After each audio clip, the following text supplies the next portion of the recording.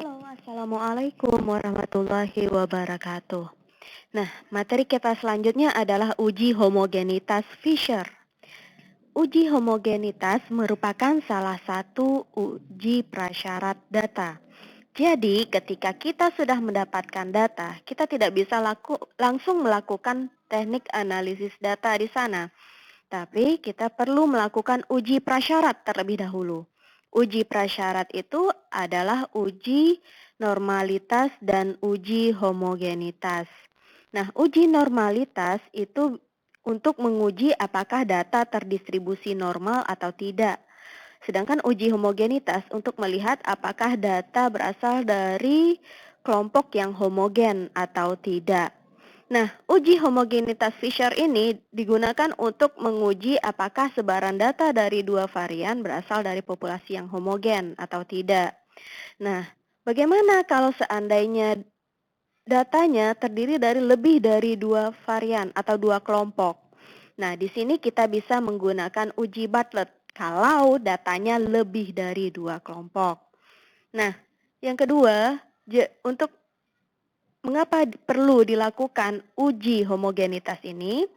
Tujuannya adalah agar perbedaan yang ada bukan disebabkan oleh adanya perbedaan data dasar atau ketidakhomogenan kelompok yang dibandingkan, namun berdasarkan penghitungan statistik yang ada. Nah, jadi kapan digunakan uji homogenitas ini? Uji homogenitas dilakukan apabila kelompok data yang ada terdistribusi normal. Seperti yang sudah saya jelaskan tadi, bahwa ada dua uji prasyarat data. Yang pertama uji normalitas.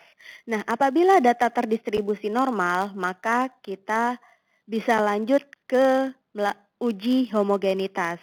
Tapi bila data tidak terdistribusi normal, maka kita tidak perlu melakukan uji homogenitas. Nah, seperti itu. Uji homogenitas juga tidak perlu dilakukan apabila dua kelompok data mempunyai varians yang sama besar, sehingga data yang digunakan tersebut dianggap homogen. Nah, bagaimana langkah menguji homogenitas Fisher ini? Yang pertama adalah tentukan dulu taraf signifikansi atau alfa untuk menguji hipotesis H0-nya varian 1 sama dengan varian 2 atau populasi mempunyai varians yang homogen atau tidak. H1-nya adalah varian 1 tidak sama dengan varian 2 atau populasi mempunyai varians yang tidak sama atau homogen. Nah, selanjutnya kita lihat kriteria pengujiannya. Jadi terima H0 jika F hitung kecil dari F tabel dan tolak H0 jika F hitung besar sama dengan F tabel. Selanjutnya kita hitung varians masing-masing kelompok data atau varians masing-masing variabel dengan rumus seperti ini.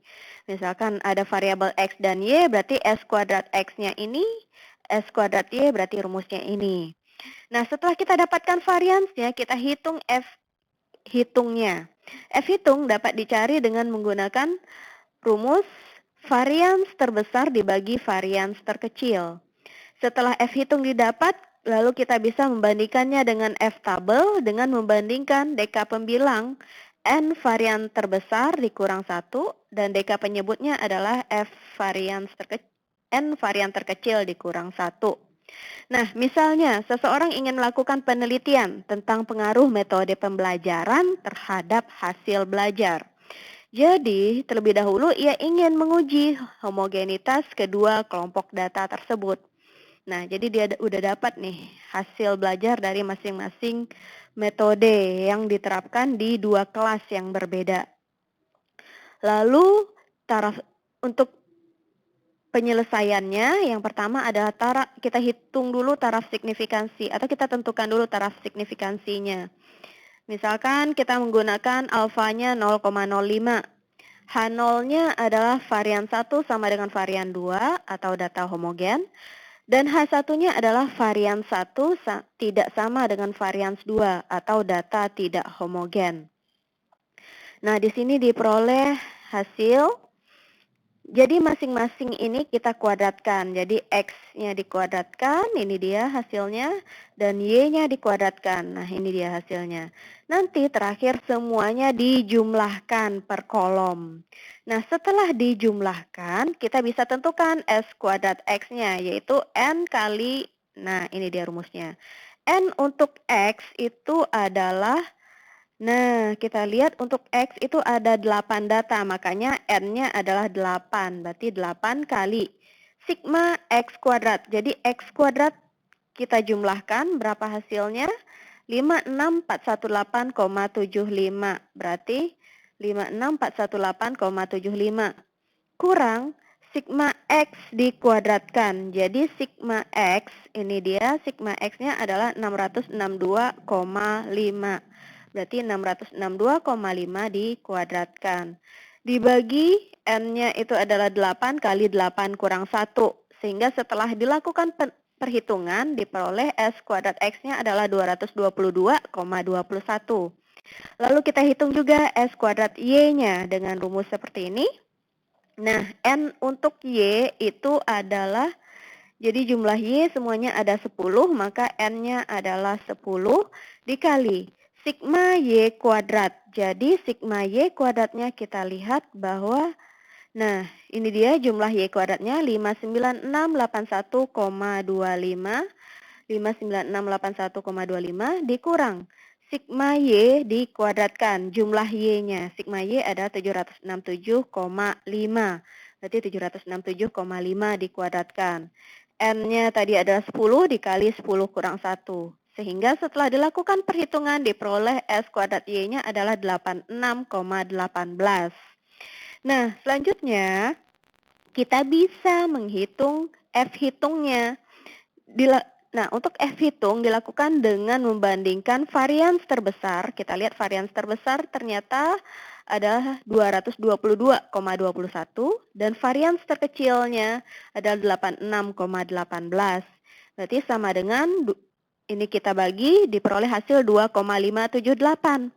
Lalu kita lihat F tabel dengan memperhatikan F tabelnya.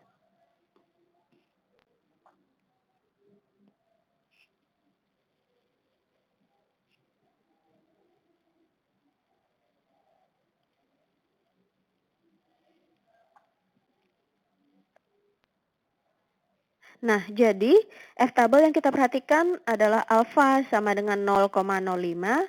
DK pembilangnya adalah N varian terbesar. Varian terbesarnya adalah ini, N-nya tadi adalah 8, 8 kurang 1 sama dengan 7.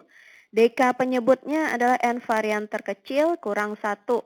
Varian terkecilnya adalah ini, N-nya adalah 10 kurang 1, berarti 9. Jadi kita lihat tabel F yang DK pembilangnya 7 dan DK penyebutnya 9. Sehingga, nah ini dia DK pembilangnya 7. Ini untuk F-nya alfa 0,05. DK pembilangnya 7 dan DK penyebutnya adalah 9. Berarti, nah ini dia. Diperoleh nilai F tabel adalah 3,29. Jadi, F tabel sama dengan 3,29. Nah, kita bandingkan. F hitung 2,578, sementara F tabel adalah 3,29. Kriteria pengujiannya adalah terima H0 jika F hitung kecil dari F tabel dan tolak H0 jika F hitung besar dari F tabel. Nah, di sini terlihat bahwa F hitung kecil dari F tabel, maka dapat disimpulkan bahwa H0 diterima atau kedua kelompok data tersebut homogen. Nah, seperti itu. Baik, terima kasih atas perhatiannya. Assalamualaikum warahmatullahi wabarakatuh.